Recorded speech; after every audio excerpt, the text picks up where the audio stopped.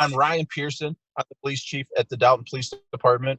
And Christy McCune here asked if I would come on and talk to the Dalton Gazette and talk a little bit about things that we're doing about the coronavirus, things, how it's affected our lives, and maybe professionally and personally. And so I got to admit, I watched Jason Boyer's interview, a little clip the other day, and boy, did Jason do a phenomenal job. And so Jason really set the bar high. I know Jason, his kids are in the same grade as mine, and so he does a really good job at everything he does, really as a positive influence on kids' lives, and then did just a phenomenal job of, with the message that he put out. I've got a quick Jason Boyer story. Is he's a really good baseball coach, and so my teams had to play his teams maybe 2 or 3 years ago, and we were trying to make it to a championship, and we were in the semifinals, I believe, and Jason's team got us. So I still have to tip my cap to that baseball and that manager. He got me. So he does as good a job coaching baseball as he does with the kids at Living Water, and then also promoting a good positive message. So that's my quick. He really set the bar high. I told Christy, I said, I don't know if I can be as good as Jason, but we'll talk a little bit about the Dalton Police Department. That's why I'm here, and we'll tell you a little bit about the things that we've done. So the police department, through this, we will still come and respond to your needs, no matter what, through this pandemic. And want you to know that if you need the police, we will be there. So we might show up and we might be dressed a little bit differently. You can see I've got my mask ready. So it's a washable. It was donated by a family here in Dalton. I have face shield. We have goggles, things like that.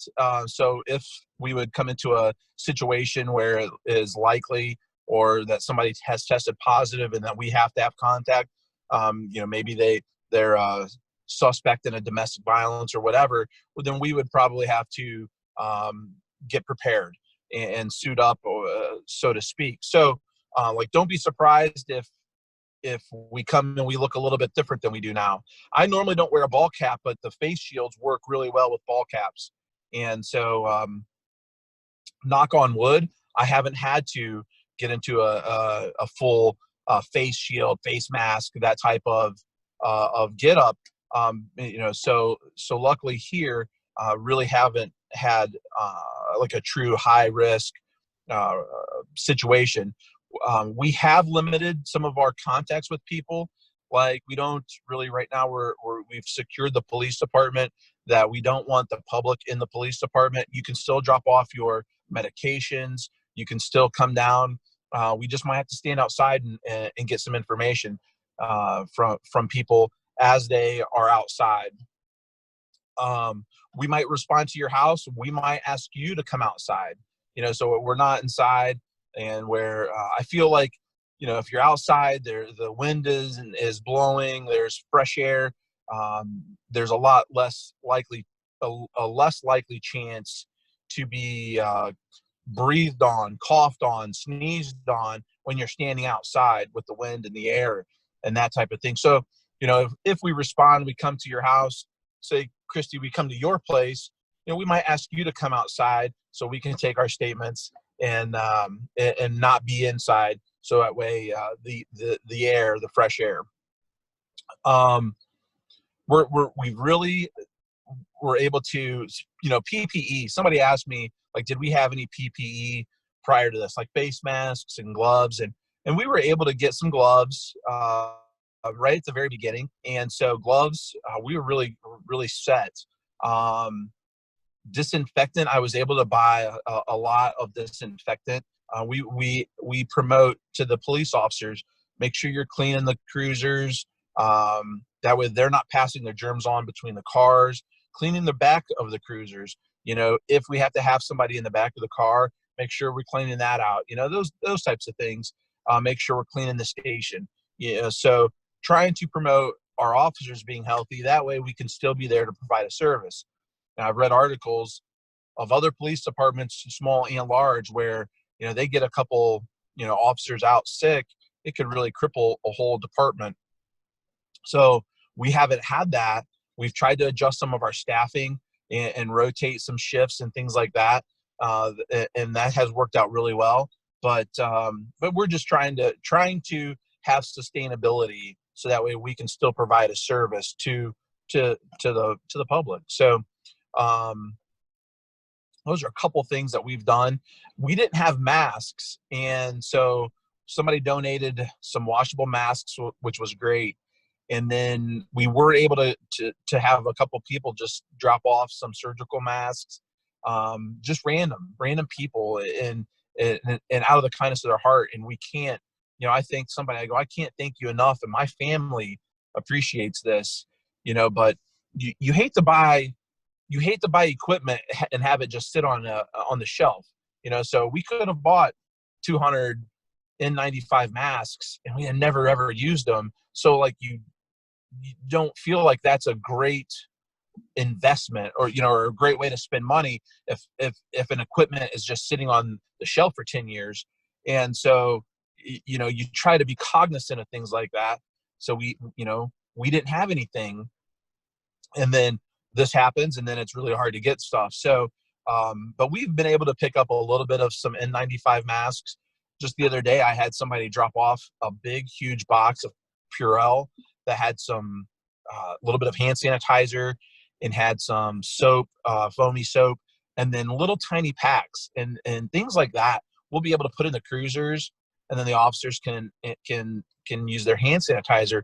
And obviously we can't get hand sanitizer right now. Like, I was lucky enough to pick up some Bath and Body Works. So at least I'll smell good. If I get coronavirus and die, at least I'll smell good. But this is the reality now. It is hand sanitizer. But somebody dropped off a huge box, and we appreciate that. We appreciate that type of stuff so much. So we're plugging away. We're still providing a service. We might handle some non-emergency type reports over the phone, and maybe something that doesn't require a response, but we will still be there when we're needed. If we have an active situation, a domestic, something serious, a crash, we'll be there. We'll be there. And we just might handle some of the less essential things. Might just handle those over the phone. We haven't had to do that too much, maybe a little bit, but that would be maybe one little thing that somebody might notice. I'm telling the officers, make sure you're out and about. That way they're not sitting on station. Be on station, do your reports, do whatever you need to do, review the paperwork, do what you need to do. Make sure you get out. And, so if you see a car sitting in a spot that you normally don't see, it might be because we're really promoting. The other day I was sitting up by the high school, and I was eating my Subway, and people go driving by, and I've got a sub in my mouth. It's because I'm eating in my car. I don't want to be eating at the station and getting my germs down there. Now, obviously we have to go down to the station. We have to review reports. We have to send things to the prosecutor's office. There's functions that still need to be done, but maybe trying to promote not being there as much. So those are little things that you might notice, but we're still functioning, and we will still be there when you need. Personally, how have things changed? Personally is, we are trying to, and I'm trying to promote to the officers, like, we need you healthy, so, I know there's a huge debate right now of, and I'm not going to get into politics at all, but we need to be healthy, regardless if you think this is real or not, or if it's a threat or not. I'm not going to go there. I just think that I need to be healthy for my family and for the village residents. So we've really been, staying home, playing rummy with the family. So that's been our little family thing, just about every night, playing cards, binge watched some things on Netflix. The other day, my wife started watching Spy Game series. I don't know. She wants to be a spy, maybe. my son comes in and he's like, Dad, I could do all of this. And so of course you could. But so we're watching some TV, some Netflix, binge watching, and having fun. We have gone out and thrown the football around a little bit. If there's going to be a football season, that we want to be ready. And so right now, it's kind of hard trying to find a place where you're allowed to throw. Obviously the schools don't want you there, and they could, somebody could complain if we're here throwing. So trying to find places to get out and just throw with your family is a little difficult. We've been able to secure a couple locations, go throw, and get out. And then that's allowed us to get out of the house. But when it's us, it's just us, and we're my son we're just throwing a football. So we're spatial and things like that. So but really for us, it's just making sure we're healthy.